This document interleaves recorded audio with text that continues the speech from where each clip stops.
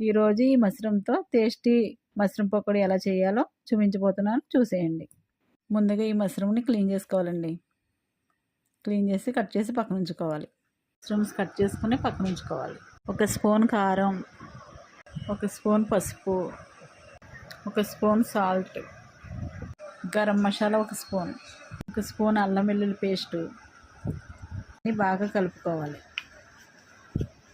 ఇందులో కట్ చేసిన మష్రూమ్స్ని వేసి బాగా కలుపుకోవాలి. మసాలా కలిపిన మష్రూమ్స్లో 1 స్పూను శనగపిండి, స్పూన్ బియ్యం పిండి, స్పూన్ కార్న్ఫ్లోర్ వేసి బాగా కలుపుకోవాలి. అంతే ఇలా కలుపుకొని పక్కన ఉంచుకోవాలి. స్టవ్ మీద ఆయిల్ పెట్టుకోవాలి.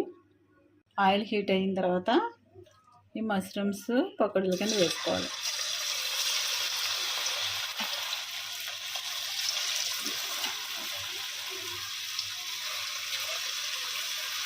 మిగిలిన పిండిలో కరివేపాకు, పచ్చిమిర్చి, కొంచెం జీడిపప్పు వేసి కలిపి ఉంచుకోవాలి.